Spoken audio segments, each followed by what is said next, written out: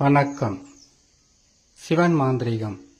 இந்த மாந்திரீகத்தில் சூனியம் செய்து ஒருவரை அழிப்பது இப்படித்தான். சூனியம் எதிரிகள், விரோதிகள், துரோகிகள் பணத்திற்காகவும் வீடு, நிலம், சொத்திற்காகவும் கடுமையான பகையாக இருந்தால், வியாபாரத்தில் எதிரிகளாக இருந்தால், செய்யும் தொழிலில் போட்டி பொறாமை நிறைந்த இந்த உலகத்தில் செய்வினை செய்வது என்பது ஒருவருக்கு கடுமையான கஷ்ட நஷ்டங்களை கொடுக்கும்.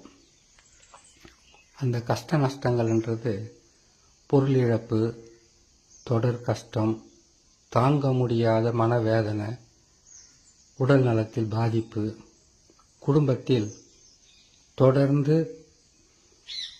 வாயில்லா ஜீவன்கள், ஆடு, மாடு, கோழி, கால பைரவர் என்று சொல்லக்கூடிய நாய் மரணம் அடைகிறது.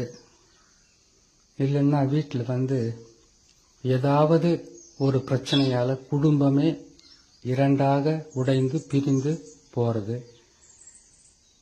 கணவன் மனைவிக்குள் ஒற்றுமையாக இருந்த கணவன் மனைவி கூட பிரிந்து ஒருவரை ஒருவர் புரிந்து கொள்ள முடியாத அளவுக்கு பிரச்சனைகளை உருவாக்குவது.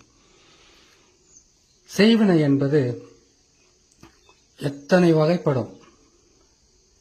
ஆனால் இந்த செய்வினை ஒருவருக்கு எவ்வளவு கடினமான தொல்லைகளையும் துன்பங்களும் கொடுக்கும் தெரியுங்களா?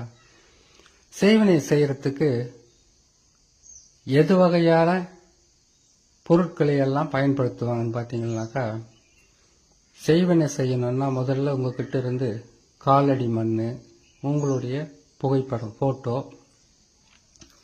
உங்கள் வீட்டோட மண், உங்களுடைய பழைய துணி, உங்களுடைய தலைமுடி, உங்கள் வீட்டில் இருக்கக்கூடிய சொந்த பந்தம், கணவன் மனைவி, இரத்த பந்தத்தில் இருக்கக்கூடிய எல்லா வகையான பொருட்களையும் முதல்ல சேகரிப்பாங்க. சேகரித்து இந்த செய்வினை செய்து ஒருவரை அழிக்கிறதுக்கு நாள் நட்சத்திரத்தை குறித்து அதுக்கு விதிமுறை பிரகாரம் செய்வாங்க.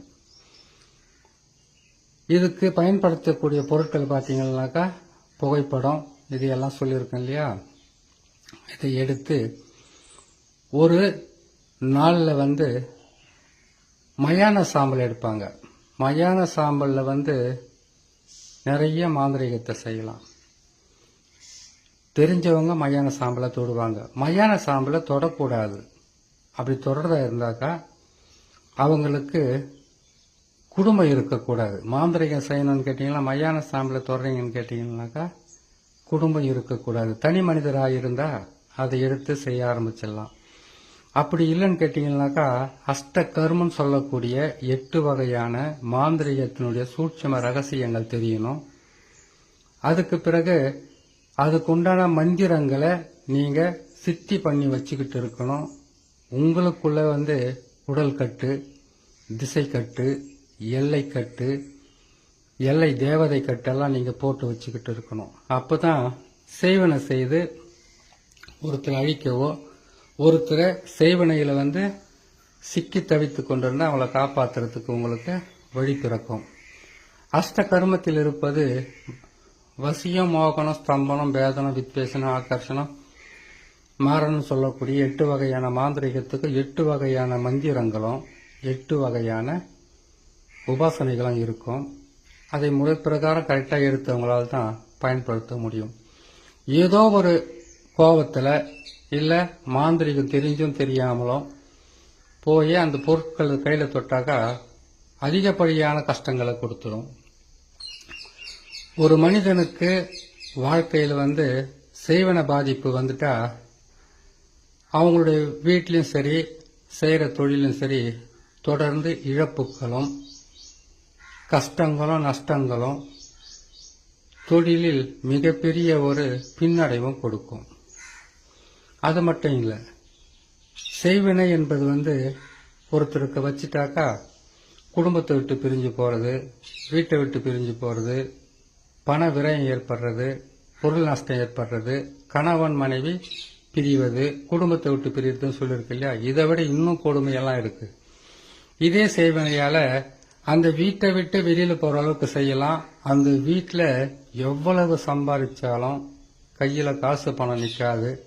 வீட்டுக்குள்ள மன நிம்மதி இருக்காது. அந்த வீட்டை விட்டு முதல்ல வெளியில போனா போதும் என்கின்ற அளவுக்கு தான் உங்க மனசு இருக்கும். வீட்டுல தரித்திரம் தலை விரித்து ஆடும். குழந்தைங்க உடம்பு செல்லாம படுக்கிறது, பெரியவங்க உடம்பு செல்லாம படுக்கிறது, உடலில் இதுவரைக்கும் இல்லாத அளவுக்கு நோய்களோ வியாதிகளோ தொடர் துன்பங்களோ மாறி மாறி வந்துகிட்டே இருக்கும். செய்வன ஒருத்தருக்கு செய்து அந்த வீட்டுக்கு வந்துட்டான்.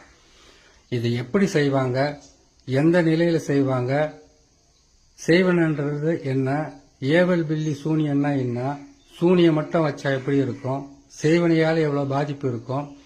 இத ஒரு உருவ பொம்மை செய்வாங்க இந்த செய்வனை வைக்கிறதுக்கு. அதுக்கு மயான சாம்பல் எடுக்கணும்னாக்கா அது விதிமுறை சொல்லி இருக்கும். அப்படி இல்லாம சர்வசாதாரணமா செய்யணும்னு கேட்டீங்கன்னாக்கா 3 மண் எடுப்பாங்க. ஒன்னு இடுகாட்டு மண், இன்னொன்னு முச்சேந்தி மண், மூணாவது யாரும் அந்த புத்து பராமரிப்பு செய்யாத தனி இடத்துல அந்த புத்தாகப்பட்டது. அதாவது பராமரிப்பு செய்யலன்னு கேட்டீங்கன்னாக்கா அதுக்காக எந்த விதமான மஞ்சள் குங்குமம் பூவெல்லாம் வச்சு பூஜை செய்ய முடியாத இருக்கக்கூடிய ஒரு புத்திலிருந்து மண் எடுப்பாங்க. எட்டி மரத்தினுடைய வேர் பகுதியிலிருந்து மண் எடுப்பாங்க. இது எல்லாமே எடுத்து ஒரு உருவ பொம்மை செய்து அந்த உருவ பொம்மைக்கு எருக்கம் பூவு, அரளிப்பூவு, இந்த பூவெல்லாம் அது மேல தூவி அதுக்கு வாசனை திரவங்களை போட்டு தகுடு எழுதுவாங்க. அந்த தகுட்டுல இன்னாருக்கு தான் செய்வனை செய்யணுன்ற, அதில் சூனியம் செய்யணும், செய்வனை செய்யணும், ஏவல் பில்லி சூனியம் செய்யணும், பில்லி சூனியம் செய்யணுன்றதுக்காக சில மந்திர குறிப்புகள் இருக்கும், மந்திர எழுத்துக்கள் இருக்கும். அந்த எழுத்துக்களை அதில் எழுதி அதுக்கப்புறமா அந்த மந்திர எழுத்துக்களை அந்த தகுடுல எழுதி அதுக்கு அஷ்ட கர்மத்தில் துஷ்ட வேலைகளை செய்யக்கூடிய மைகளை அதை வைப்பாங்க. அதுல கேட்டீங்கன்னாக்கா முக்கியமாக குழி தைலம், எட்டி தைலம், பிண்ட தைலம், அப்படி இல்லைன்னு கேட்டீங்கன்னாக்கா உங்களுக்கு மயானத்திலிருந்து எடுக்கப்பட்ட சில பொருட்கள் மூலியமாக அதனுடைய மைய செய்து வச்சு அதில் தடவி அவங்களுடைய போட்டோவெல்லாம் வச்சு அவங்களுடைய உடலில் இருக்கக்கூடிய அழுக்கு துணியோ இல்லை தலைமுடி இல்லை அவங்களுடைய காலடி மண் இது எல்லாமே அந்த உருவ பொம்மையில் செய்து வச்சு கொண்டு போய் அதுக்கு உண்டான பூஜை புனஸ்காரம் செய்து அதுக்கு கருங்கோழி இல்லைன்னா பன்றியோட இறைச்சி, அதனுடைய உதிரம், முள்ளம்பன்றியோட முள், இது எல்லாமே வச்சு செய்து அதை அதுக்கு உண்டான மந்திரங்களை சொல்லி அவங்களுடைய பேரு, அம்மா பேரு, அவங்க இருக்கிற இடம், இது எல்லாமே சொல்லி மந்திரத்தங்களை பிரயோகம் பண்ணுவாங்க. அந்த மந்திரங்க பிரயோகம் பண்ணிட்டு அதை நிறைய கற்பூரம் போட்டு இதை வச்சு எரிப்பாங்க.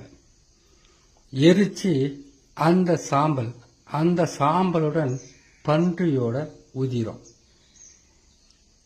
முள்ளம்பன்றியோட முள்ளு, இல்ல அவங்க எழுதி கொடுக்குற அந்த தகுடு தாயத்தை இதிலே போட்டு எரிப்பாங்க. எரிச்சு அந்த தகடையும் அந்த சாம்பலையும் எடுத்துட்டு வெண்கடுகு, ஏன்னா வெண்கடுகு மட்டும்தான் நாம எந்த பக்கம் வீட்டில் பெருக்கினாலும் வீட்டை நம்ம சுத்தம் பண்ணுவோம் இல்லைங்களா?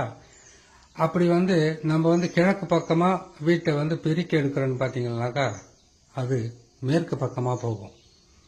மேற்கு பக்கமா நீங்க பெருக்கினீங்களா வடக்கு பக்கம் ஒரு 10 20 20 30 வரைக்கும் அந்த வெண்கடுகு வீட்டுக்குள்ள இருந்தா நீங்க எவ்வளவுதான் வீட்டு தண்ணியே ஊத்தி கழுவினாலும், பசுமாட்டு கோமியத்தை போட்டு நீங்க கழுவி எடுத்தாலும் ஏதாவது ஒன்னாவது ஏதாச்சும் ஒரு வீட்டுக்குள்ள இருக்கக்கூடிய சின்ன சின்ன துவாரம் சந்துங்கள்ல போயிட்டு அடைஞ்சிடும். அதை எடுக்க முடியாது. நீங்க எத்தனை முறை போய் செய்வனை எடுத்தாலும் சரி, நீங்க செய்வனையில் இருக்கக்கூடிய கட்டு உடைச்சாலும் சரி, உடனுக்குடனாக குணமாகாது. அப்படி செய்து அது வீட்டுக்குள்ள சேர்ந்துடுச்சிங்கன்னாக்கா, அப்படி இல்லைன்னா வீட்டு வாசல்ல போட்டுருவாங்க. அப்படி போட்டுட்டாங்கன்னாக்கா கடினமாக உங்களுக்கு கஷ்ட நஷ்டத்தை கொடுக்கும், துன்பத்தை கொடுக்கும். குடும்பத்தில் ஒற்றுமை இருக்காது, பல வகையான பிரச்சனைகள் இருக்கும். இப்படி செய்வன செய்து ஒருத்தர் அழிக்கிறதுக்காக, ஒரு குடும்பத்தை அழிக்கிறதுக்காக, இல்லை ஒரு குடும்பத்தில் இருப்பவங்களை அழிக்கிறதுக்காக, அவங்களுடைய தொழிலை அழிக்கிறதுக்காக அவங்களுக்கு செய்யக்கூடிய இந்த செய்வன பாதிப்பு தான் இவ்வளோ பாதகத்தை தரும். இதுக்கு பூஜை விதி முறைன்னு ஒன்று இருக்குது, அதுக்கு தனிப்பதிவாக போடுறோம், கேட்டு பயன்பெறுங்க. இன்னொரு நல்ல பதிவில் உங்களை நான் சந்திக்கிறேன். நன்றி, வணக்கம்.